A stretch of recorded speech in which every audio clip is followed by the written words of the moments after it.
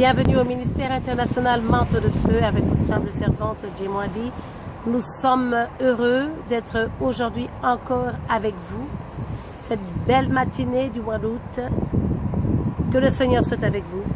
Nous voulons parler aujourd'hui, je voudrais parler avec vous des noces de Cana. Dans le livre de Jean au chapitre 2, il nous est dit que Jésus était invité à un mariage.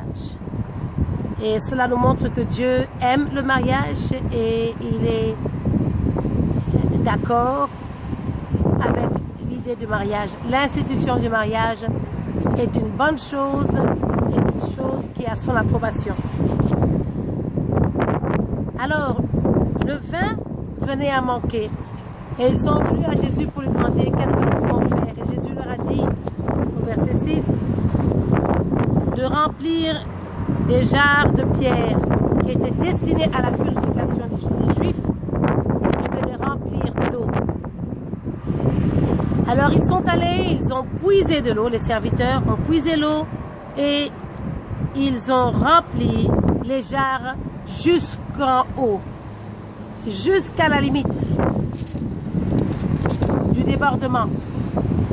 Et je vais vous dire que vous et moi, nous sommes des jarres. Et nous devons être remplis de cette eau. La parole de Dieu nous dit que l'eau est un symbole de la parole de Dieu. Il nous est recommandé de remplir nos vies de la parole de Dieu. Et quand nous remplissons nos vies de la parole de Dieu, où nous sommes émergés, complètement immergés dans l'eau de vie, cette parole de vie, Dieu va faire sa part. Quand nous faisons notre part, il fera sa part qui est de changer cette eau en vin.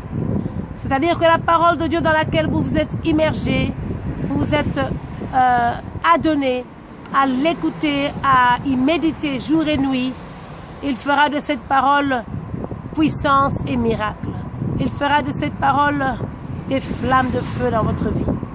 Alors nous vous appelons aujourd'hui à remplir vos vies de cette eau. Jésus-Christ a donné l'instruction, mais il n'a pas aidé. Il ne viendra pas t'aider. Il ne viendra pas te faire lire la Bible. Il ne viendra pas te conduire à l'église. Tout cela, ce sont des choses que tu dois faire de toi-même. Mais lui, il viendra et il changera cette eau en vin. Il fera de toutes tes actions, de tous tes efforts, un miracle, une récompense qui accompagnera ton travail studieux d'élève de Jésus-Christ. Et finalement, nous voyons qu'il nous est dit que le vin que Jésus avait donné était un bon vin. Mais celui qui célébrait, nous voyons l'organisateur du repas et de la fête, au verset 9, quand il a goûté cette eau, il a vu que cette eau qui s'était changée en vin, il ne savait pas que c'était de l'eau changée en vin, mais il a appelé le marié, il a dit, mais enfin, en général, les gens servent le bon vin seulement au début. Et quand les invités sont ivres, on sert un vin de qualité inférieure. Mais toi, tu as gardé le bon vin jusqu'au bout.